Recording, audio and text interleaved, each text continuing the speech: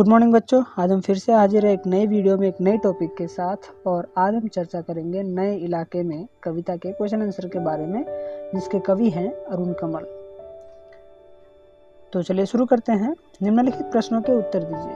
पहला क्वेश्चन, नए बसते इलाके में कवि रास्ता क्यों भूल जाता है? आंसर होगा, नए बस रहे इलाके में कवि रास्ता भूल जाता है क्योंकि नित्य प्रति नई इमारतें बनती जाती हैं। पुरानी इमारतों के टूटे फूटे खंडहर अब मिटते जा रहे हैं। पुराने निशान ऊंची ऊंची इमारतों के पीछे छिपते जा रहे हैं।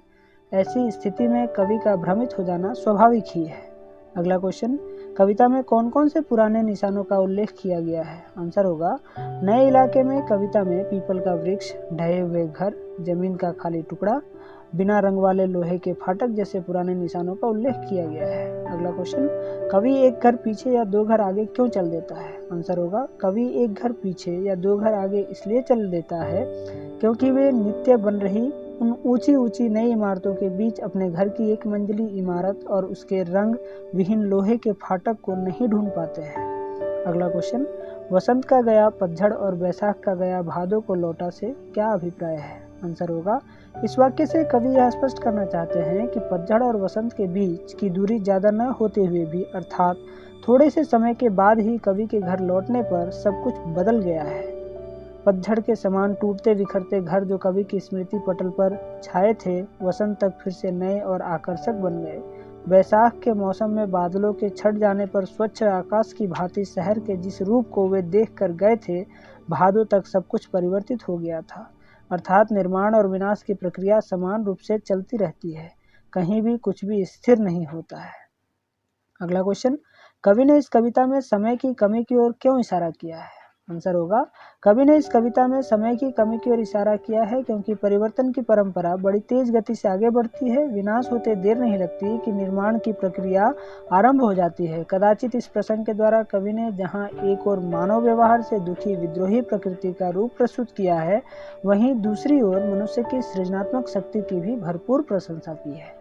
अगला क्वेश्चन, इस कविता में कवि ने शहरों की किस विडंबना की ओर संकेत किया है? आंसर होगा, इस कविता में कवि ने शहरों की विडंबना को चित्रित किया है। शहरों में रोज कुछ पुराने निशान मिट रहे हैं तो रोज कुछ नई इमारतें बनती जा रही हैं। केवल स्मृति पर भरोसा करके अपने घर तक पहुंचना संभव नहीं है। साथ ही कवि यह भी जताना चाहते हैं कि हर दरवाजे को खटखटाकर अपनों से मिलने की चाह पूरी हो सकती है। अर्थात घर तो वही है, छत आंगन सभी वही है, पर घर का बाहरी रूप बदल गया है। ऐसी स्थिति में दरवाजा खटखटा कर ही अपनों से मिलना संभव है। बदलाव की गति कुछ ज्यादा ही तेज है। परिवर्तन की सांधि को हमें सहज भाव से स्वीकार करना चाहिए। अगला क्वेश्चन है, व्याख्या कीजिए, जिसमें पहला क्वेश्चन है, यहाँ स्मृति का भरोसा नहीं, एक ही दिन में पुरानी पड़ जाती है दुनिया।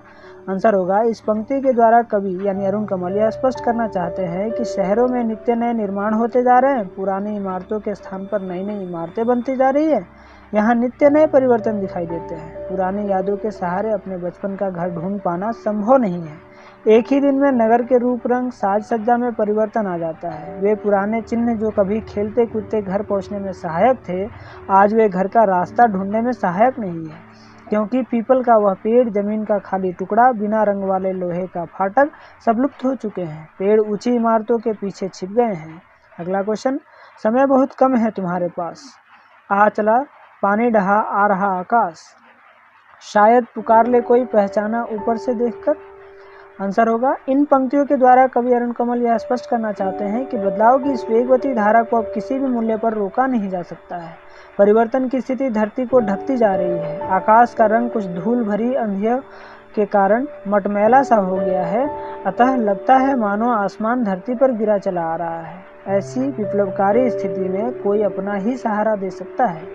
अतः कवि का संदेश यह है कि अपनेपन की भावना से ही इस परिवर्तनकारी समय में अपने अस्तित्व को बनाए रखा जा सकता है। तो ये थे इस पाठ के सारे क्वेश्चन आंसर। आशा करता हूँ कि आपको सारे सवालों के जवाब मिल गए होंगे। अगर अब भी आपका कोई डाउट है तो आप नीचे कमेंट बॉक्स में लिखिए, हम आपके सारे सवालों का जवाब जरूर देंगे। तो ठीक है, आज के लिए इतना ही। मिलते हैं अगली वीडियो में एक नई टॉपिक के साथ। तब तक के लिए धन्यवाद।